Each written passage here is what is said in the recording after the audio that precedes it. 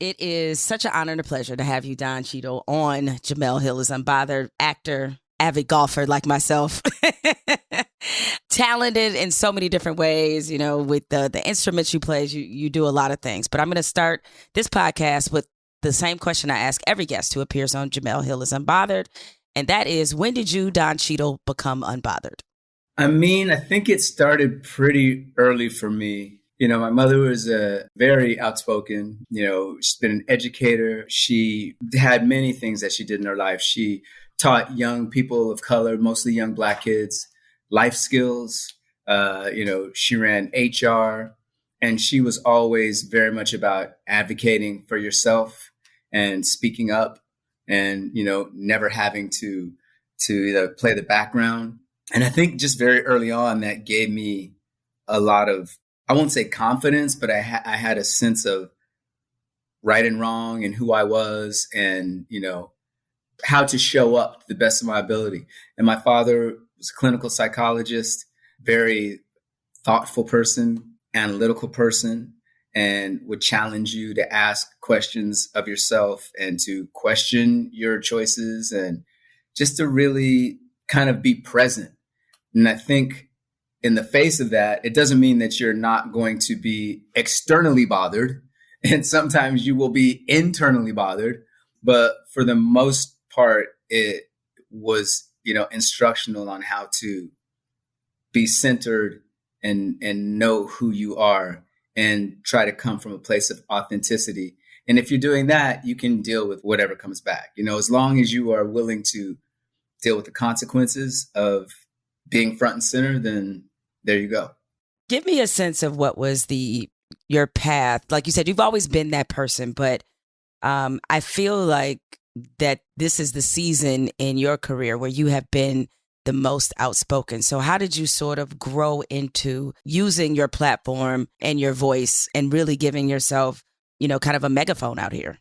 There was no plan, and I would say that the moment came to me as much as I came to the moment, I think that a lot of where it started for me as understanding even what the platform was and how to use it and what it meant to show up for causes was when I was in Hotel Rwanda and was approached by a bipartisan congressional delegation to travel with them to Chad and the Sudan to see what was happening up close and personal with the human atrocities there, the genocide there, the civil war there.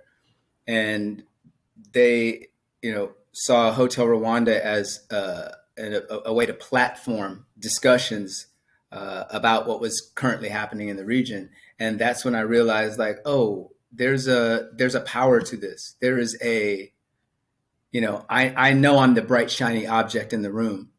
And my job is to point to people who've been doing the work long before I got there and who are much more knowledgeable about what it is that, we were up against, and to really shine the light on them.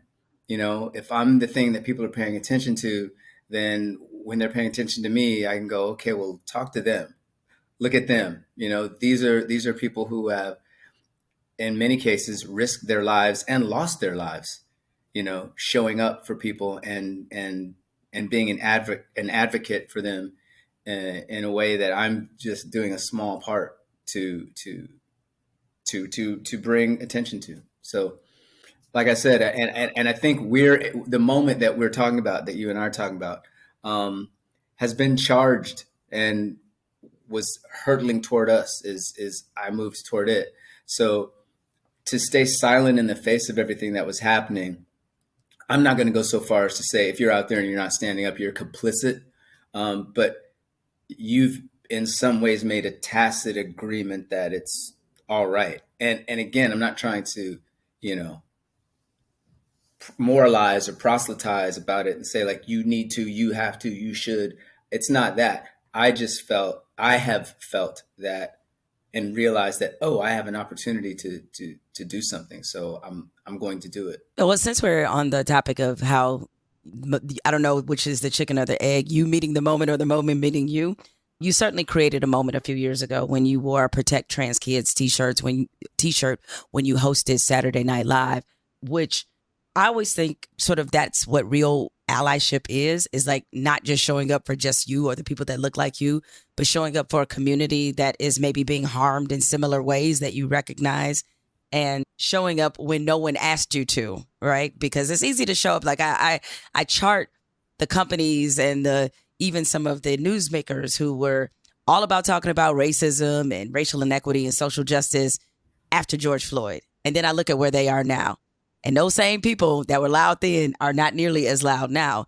And it feels like there's been a regression. But nevertheless, when you had that moment on Saturday Night Live, what was your thought process going in? Did you like how much planning and thinking did you do about that? Because that's making a very bold statement in front of a nationally televised audience. So take me into what that process was like for you. Again, it wasn't very, there wasn't really a plan. SNL is a very well-oiled, especially by the time I got there, well-oiled machine. And you know how many changes you're going to have and how many act breaks there are going to be. And it's really like you're on a train that's going 1,000 miles an hour and people are grabbing you and pulling you and changing and so there's a couple of moments in the show where you can wear whatever you want. There's no set costume. And I had been given that shirt by someone, and I just felt like it was a moment to make a loud, silent statement about protecting vulnerable people. And, I've come under fire a lot for a lot of it. And there's been, I don't know, equal parts support and castigation. But again, like I was saying at the beginning, it doesn't matter. You stand out on the thing that you believe in, and saying protect a vulnerable community, people that are being killed for a choice of how they want to live their lives, that doesn't hurt anyone else, is just to have that be an objectionable statement to me seemed ludicrous. That's something that people wouldn't understand. And when we talk about people who are about freedom, and they use that word and liberty, and these words get tossed around, and then you kind of drill down, you're like, oh, I think you just mean that for the things that you believe in and the things that you like. So again, it was a personal thing for people in my life, particularly, that I did that for. I didn't really think about a larger impact. I was speaking to some very specific people. So how do you balance, because there are causes that you are not secret about supporting and issues that you often voice that, really mean something to you, and you see what's happening in our wider world. How do you balance that against what you do for a living, where, the people that sit down and want to be entertained by Don Cheadle, when they start to maybe learn about what Don Cheadle really cares about, they may be like, oh, is this the Don Cheadle that I really want? So how do you balance what you say versus within the art community that you're in? I think by asking, is this the Don Cheadle that I really want? Because I gotta go home with me every day, and I gotta, confront myself all the time. And I don't want to, it's great to have the ability and the opportunity to be in this industry and to make a great living and to be able to support my family and do the things that I want to do and that I get to do and that I'm privileged to do. But, conversely, that's not the whole of me. I wasn't born in the MCU.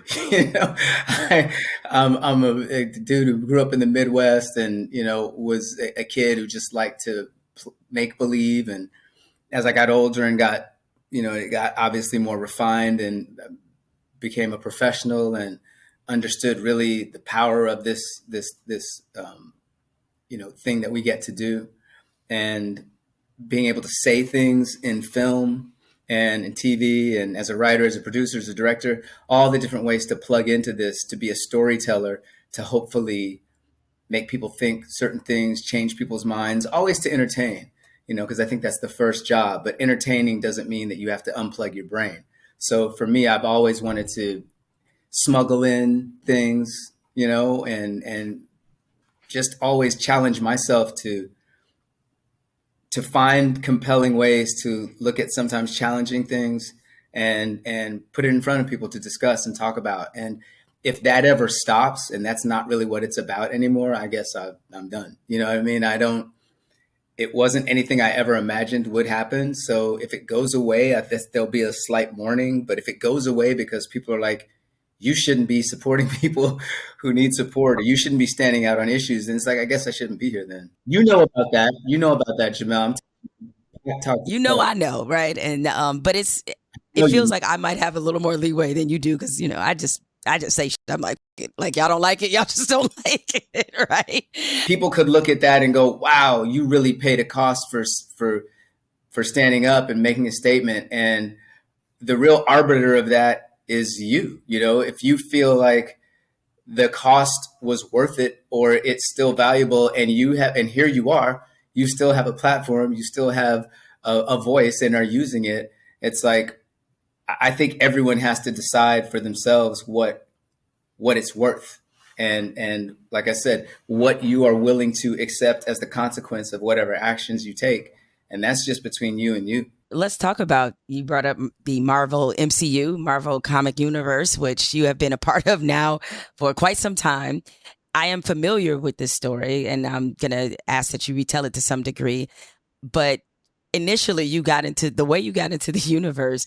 You didn't have very long to decide whether or not you were in on playing War Machine. Just a couple of hours. No. The powers that be, the decision makers, the Wizard of Oz, they called you and said, hey, Don Cheadle, you have 2 hours. Are you in this Marvel comic thing or not? So take me back to that moment. What did that feel like? And what were some of your initial reservations about signing on for initially what is 6 pictures to play this character for over a decade? Yeah. Well, it was something that I had gone in on early. Like I went in to meet on the first Iron Man when it all first started. And half of the people wanted to cast me, half the people wanted to cast someone else. And that was sort of and it went Terrence's way.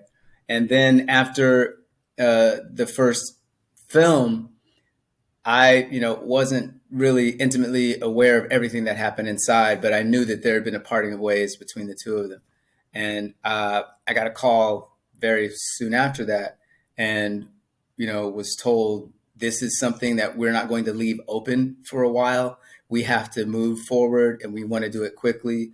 And if you don't do it, trust me, we're calling somebody right behind you.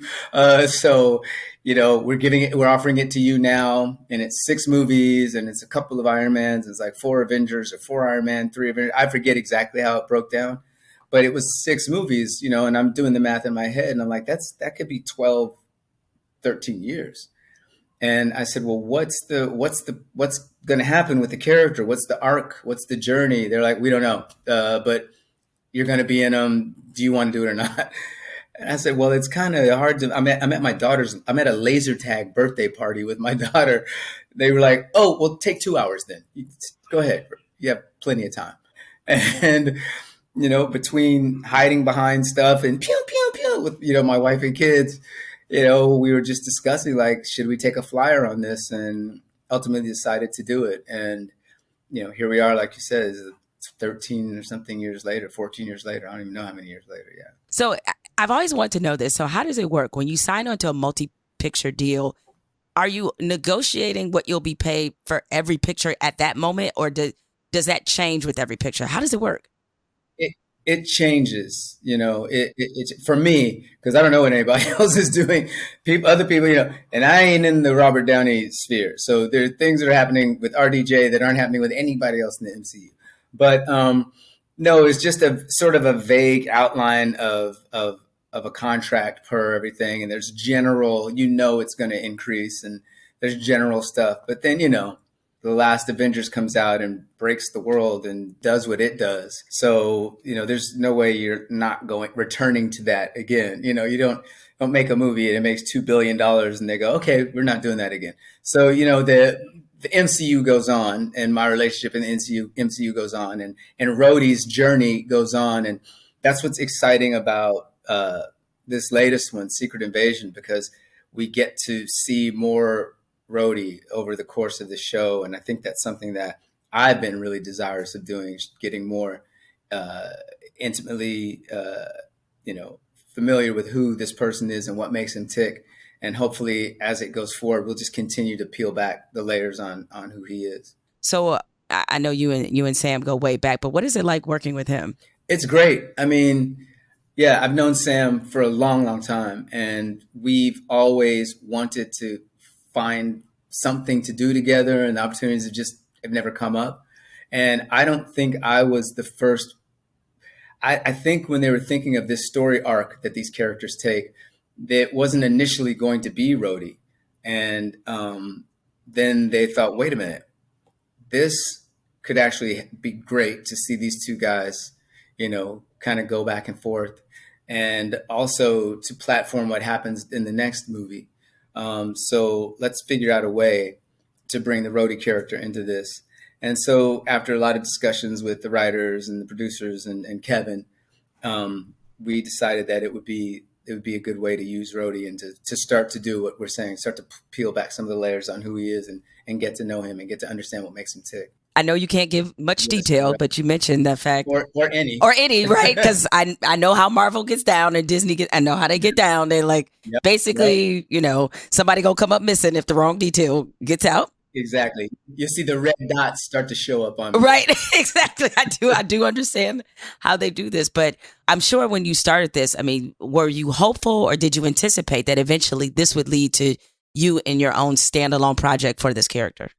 I always felt like there was more to explore with this character and more things to, weave in to the storyline. And obviously in the comic book world, these characters have huge stories, and at one point, Rhodey takes over for Iron Man in the comic books. So I think Kevin, under his leadership, and all of the creatives under him have done a really good job at being faithful to the comics, but at the same time creating their own mythology and not really violating that, but trying to pull as much as they can from that and still be innovative and do things with the characters. So I knew that there was a lot of room to grow and a lot of ability to have Rhodey stand on his own and not be in the shadow of Tony, or not be just a player in the Avengers, but to be someone who we get to know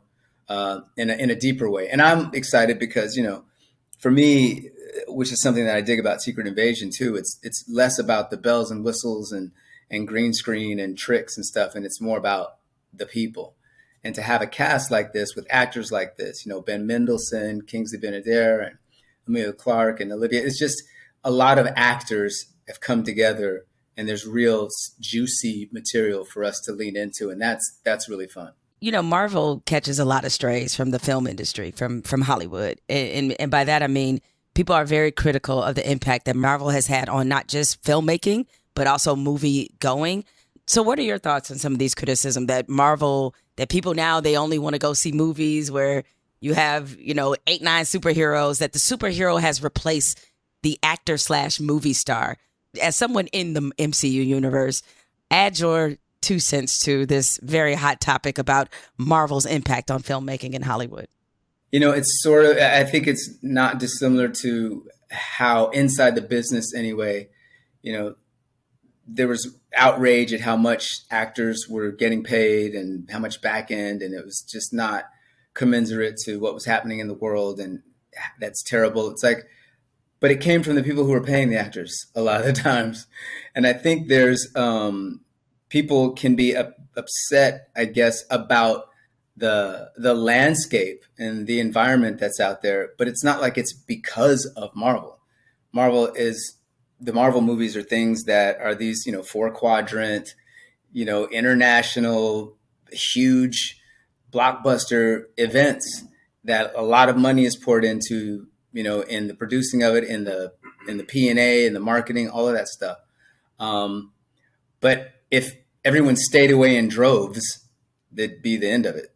You know what I mean? So there is a supply and demand uh, component to this that I think supersedes all of that, and why people are trying to copy the model.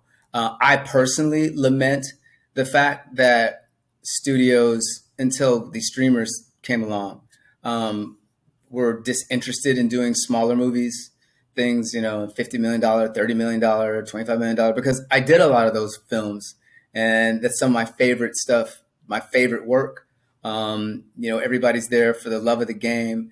People aren't getting paid a ton of money, but everyone really believes in the project, and that's why they're there. And sometimes you're like, stiff me on the front end and let me participate in the film and the back end. And if it makes money, I'll make money with it. And if it doesn't, it doesn't. But I'm here for that run. I think some of that may start to come back as there's been a backlash to the streamer situation a little bit.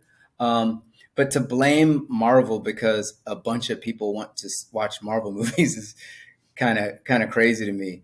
I just wish that the studios would figure the economics out so that it wasn't just about, a bottom line and stockholders and people trying to preserve their jobs, but that they really went back to a time when, look, I came out of the 70s movies and that genre of filmmaking, and even in the 80s when the mini majors were still around, Fox Searchlights, not that they're gone, but that there was a real focus on smaller films. And it wasn't just, if you didn't catch it in the festival, it was gone. They would actually put it in the theater and you could have an opportunity to see some of these movies. So I hope there will be a resurgence of that, because I miss it too. I don't want to just go see a Marvel movie in the theater.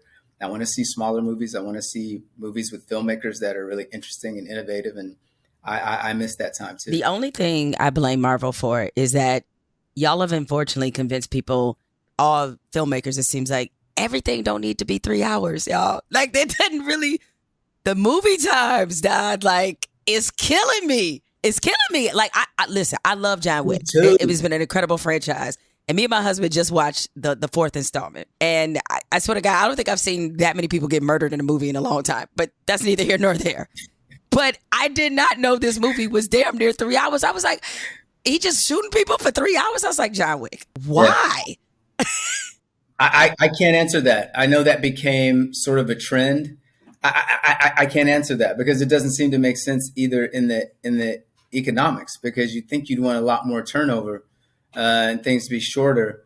But I can't explain the trend. I've been in a couple of them that I was going like, really? I don't, like, let's wrap this up, y'all. Yeah, that we can. The point has been made, and some editing would have really helped this along. And let's leave them wanting more. So look, I'm on the same side as you. I don't know what it is, but I know that it has been a trend in our business. I think it's going to change. I think we're going to really be in flux coming out of this writer strike, coming out of what may also be an actor strike. And people really, the streaming experiment, I don't know, we're not stuck inside anymore. People, the binging everything and just sitting on your couch because what else are you going to do? That's kind of fading. So I think we're going to move into a new era. I don't know exactly what it's going to look like, but I'm hopeful that would mean some of these movies that we talked about coming back will come back. And hopefully there will be some real energy for new voices and innovative stories and just a different way of doing things. But look, I've been doing it professionally since 1983, I guess. And it's always morphing and changing. It's always, the business is always in flux. So we'll see where we come out. But I hope we can get back to some of that stuff because like I said, I miss it. It's very obvious that you have an adept skill to be in part of these major ensemble casts. You did it in the MCU. And of course, we know you from the Ocean's 11 franchise. When you think about the Ocean's 11 and that franchise, what are some of your favorite sort of filming memories? Because I think one of the reasons why that franchise works so well is because you guys looked like you were having fun and you could feel that as somebody in the audience. So what are some of the favorite memories you have from filming those? Well, there's a bunch of them. And I think you hit it on the head that we clearly dug each other. And, when you would do something that you're getting paid for free, then you're not really working. You're working, and of course it's a gig, and you have to show up and do everything. But we all really enjoyed being around each other, and we enjoyed, the working under Steven, and the writing was always fun and interesting, and just having and Jerry Weintraub, who produced that, who was like a modern P.T. Barnum, you know, the sets were always amazing. Our living situations were always great. When we did the second film, which people have no compunction walking up and telling you in your face, I hated that one. But we had a great time because we were all over Europe and we were all together. And our families were together, and we just got to see the world in a very precious kind of a way. And it felt like old Hollywood kind of. So yeah, those movies were a lot of fun to make. And I still see those guys, you know what I mean, today. I just played golf with Scotty Kahn a couple of days ago. So friendships started there that, have continued to evolve.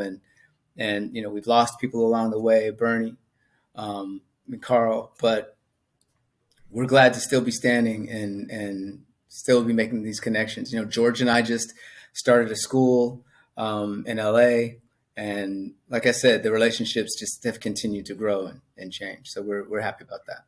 Has there been any thought given to running it back? There's been conversation, and there's definitely been thought to running it back. It would be very tricky. For a minute, we talked about it after the last one, and then when Bernie passed, we were like, how does that work? What does that look like? Can we still do it?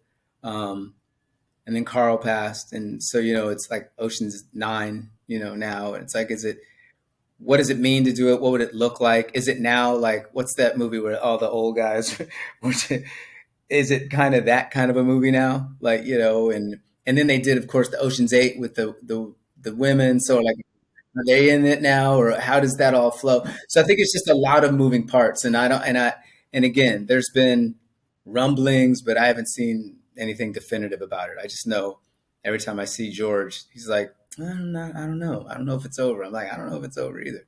Is that something you commonly heard, that like from fans or whatever, that people didn't have any love for the second one? I love the second one. Oh yeah, yeah. Like I said, it's funny to me because it's like one that people have no compunction just coming in, just walking around, look at your face, go, man, I love the Ocean's movies. Yeah, I think the second one sucked. I didn't really like it. But yeah, I really liked the first one and the last one, bro. like you weren't acting in it. You like, you realize that's I can my hear you. job. You said it right. I can right. Right in my face. It's standing right here. Yeah. I didn't like it at all. Yeah, I thought it was garbage. But I liked the first one though, man. Now, are there any other like fan experiences that you have had that have been like that, where they told you like they didn't like you in something? Or my favorite, let me guess, I bet this has happened. Hey man, I loved you in that, but yeah, your co-host such and such, terrible. Or they'll tell you like, I love that movie, but I didn't really like what you did in there. And that, like, in that one scene when you was with that girl and you was like, yeah. I'm like, why are you doing that? I don't really feel that for you. But I dig that other movie. Like, I've had that many times.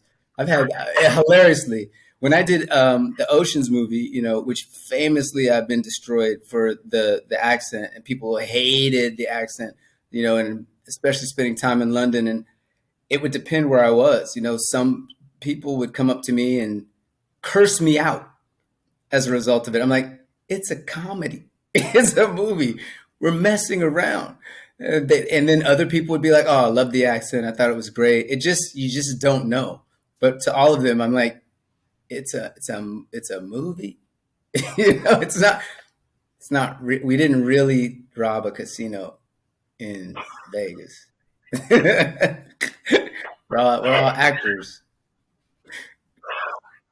Well, based off the feedback you've gotten, what has been the character you played that you felt like people had the strongest reaction to? Was it Basher or was it someone else I'm overlooking? I think it depends on, sometimes it's a generational thing, There's people who would say Rhodey, younger people who would say Rhodey, who don't know anything about what came before that necessarily. Hotel Rwanda, people, have a strong reaction to for obvious reasons. Yeah, it just depends on who and what it is. Mouse, devil in a blue dress, you know. You go to the hood, you get a lot of that's the love that we have is for that dude and that character, and everybody's got a mouse. A guy was like, we had a mouse in my neighborhood. He said, but his name was, and this is the coldest name I've ever heard. And it's like, I want to. So we had a mouse in our neighborhood, but his name was Sincere.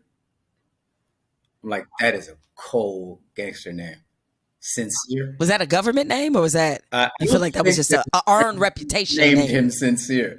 I think he was sincere, and they're like, "Oh, my man, when he says he's gonna put it on you, he's not." Yeah, he ain't playing no games. No, he ain't playing.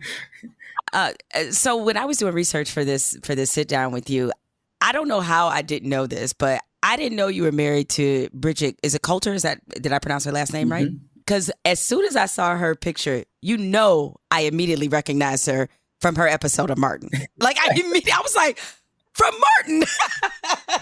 Yes. Right? Yes. The episode when I think Cole and Tommy were fighting over her. Yes, exactly. Yeah. And Martin, yes, at the fight party. Like, you got some problems. Respect my house. Yes. Immediately, I was like, oh my God, I love everything about this. And so she's a very renowned interior designer. But how did you two meet? How did we meet? Well, we had a lot of mutual friends, actually. You know, when I went to California Institute of the Arts from 82 to 86. And when I graduated with a real community of actors. And a lot of us were, you know, I think of it as kind of the golden age of TV and film at that time. And there were so many of us around in LA, you know, hustling for these gigs. So you'd see the same people all the time, and you'd see the friends of the same people that we saw all the time. We just bumped into each other because we had mutual friends a lot. But she was dating someone else. I was dating someone else. It was just, you know, oh, hey, you know, like that kind of a thing. And then one day I was with my friend at the Beverly Center, and she was with her friend, and they liked each other, and they walked off to talk, and they left us alone. And so we talked for a minute, but that's not when it really, she said she knew at that point. You know, y'all always know first. Y'all always sometimes, know. Sometimes y'all know. But often. Yeah. She's like, he'll catch up. He's not aware yet that I'm the one. He'll get there. But then, you know, I saw her again on a set, and I think I followed her, and I was like, oh, it's you. And it just kept kind of coming together. But we weren't married until recently. I'd been with her 28 years before that. Yeah, I read that you all got married in 2020. Yeah. So 2020. So this is during the height of lockdown. During COVID. So what made 2020 the right time? Yeah. She found my trove of secrets and threatened that if I didn't marry her, she was going to let them all out. She still holds that over me every once in a while. She's like, this picture? I'm like, I know you got it. I know you got the goods. We're married now. Chill out. So no, I think it's just like it's something that we had never really, either of us weren't going anywhere. So we weren't really in a hustle to do it. And then we were saying, well, we'll get married when Tim Robbins and Susan Sarandon get married. And then that went south. So we were like, so now what are we going to do? I guess we'll get married when Brad and Angelina that's not. So now what are we holding out for? But honestly, it was something that was as much about confirming something that was already there as it was about like being fiscally responsible with what we had both grown together. And, you know, it's like, listen, you know, our accountant was like, look, you understand if something happens, God forbid, and Don walks out of here and gets hit by a bus tomorrow, that you're giving half of that money to the government. And it doesn't just pass through her, and it doesn't just go to your kids. And you've done all this to be able to hand something to people to hopefully have some sort of a legacy. And it's like, it's going to be gone. So what do y'all want to do? Yeah, because I was going to say, was it the prospect that you thought the world was ending because of COVID? It's like, is that what happened? You're like, you know what? Before we get out of here. Yeah. Well, who knew what was going to happen? But I think, you know, I feel bad for people who were like stuck together. Also, the divorce rate went crazy during COVID too. You know what I mean? It's like when you were locked down with people, you're either like, oh, I'm really into this, or like, oh, I'm really not into this. And like I said, it was just a confirmation, I think, for a lot of people. And we were really lucky that for us, it was the same way, that it just was a lot of focusing. Do you know what I mean? Things became very clear about what mattered, what didn't matter, who was important in your life, who wasn't, relationships that you want to make sure you're investing in and keeping strong and coming back to. So again, it was just at that time, it was a confirmation. I had a very close, I lost my father during COVID. We had lost close friends during it. So a lot of things happened that was just a beautiful thing, that was a counterpoint to a lot of that sadness and tragedy. So over the years, how did you all handle it? Because you guys were together for, 20 plus years before you got married. So when people kept saying like, so when you gonna get married? And I don't even, y'all got kids? Like, were the kids like, when y'all gonna get married? No, they didn't. They didn't care. They could care less.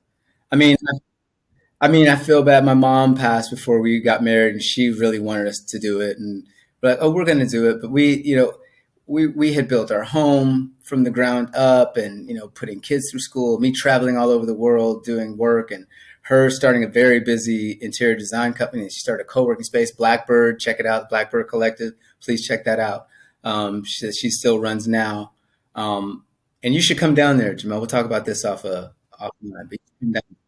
yeah. But that we're doing so many productions. Thinking about a wedding was like, we can't, we don't, when are we going to, it was like, when, how, why?